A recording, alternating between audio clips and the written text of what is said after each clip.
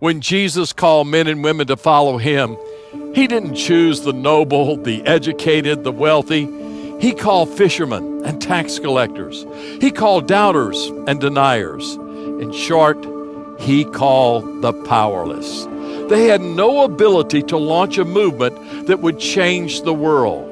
Yet that's who he chose. While he was with them, he told them, "I am the vine, and you are the branches. If you abide in me and I in you, you will bear much fruit. For without me, you can do nothing." Nothing. Not long after that statement, he gave them an impossible task: make disciples of the nations and bring the good news of God's love to every man, woman, boy, and girl from every tribe and community on this planet. An impossible task for a powerless people. But how could this small, ragtag group of people fulfill his command? He gave them the secret. Wait. Wait in Jerusalem for the promise of the Father. He told his followers, "And you shall receive power after the Holy Spirit is come upon you, and you shall be witnesses to me in Jerusalem, Judea, Samaria, and the uttermost part of the world." Jesus gave his disciples a secret weapon, one that would provide the helpless with power from on high. This enabling would come from his Spirit and could only be described as his power. They were to wait in prayer for this great promise. Wait in his presence, seek his face, live by his Spirit. And what transpired in the following days shook the entire Roman Empire. It was said of his followers that they had turned the world upside down.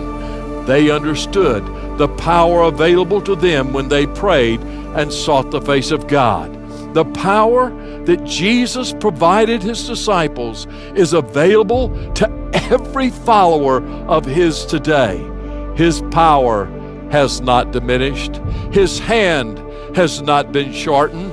His love has not run out. He is the same yesterday, today, and forever. What he did with that inadequate group of men and women, he will do with you and me. But we must understand that it is not by our might, nor by our power, but by his Spirit that the work of God is to be accomplished. It is only when the powerful become powerless that we're able to drink from a well of grace that fuels our hearts with the very power of God. He often brings us to the end of ourselves so that our dependence is only upon him. It's then that we see the glory of God and not the greatness of our gifts. It's then that we seek his kingdom rather than build our own empires.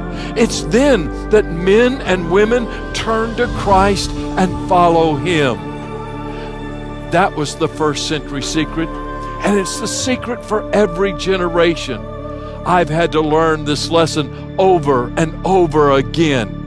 Many years ago, I preached one of the largest meetings in my life in Addis Ababa, Ethiopia. The national stadium was packed and overflowing with hungry hearts who wanted to know God. I spoke daily to thousands of people, and many turned to Christ. So many people came that the organizers decided to have 2 services in the stadium on the final day. I was thrilled and ready to proclaim the gospel of Jesus Christ. However, when I awoke that morning, my heart sank. I tried to speak, and nothing came out. My voice was gone. I didn't know what to do. I was facing one of the greatest preaching opportunities of my life, and I could not utter anything. All I could do was pray. And that's exactly where God wanted me. When I went to the stadium that day, I could barely get a sound out of my voice. But the translator heard me, and that was enough. Hundreds of people responded to the gospel. Many came to Christ, not by the eloquence of my speech, because there was no sound to be heard there. They came to Christ because of the power of God released upon their lives.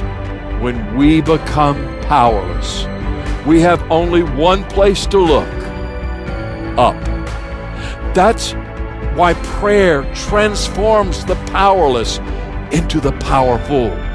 There's a place where you can discover the very power of God, a place that can only be accessed by humility of heart, a place that changes your life, a place of the impossible.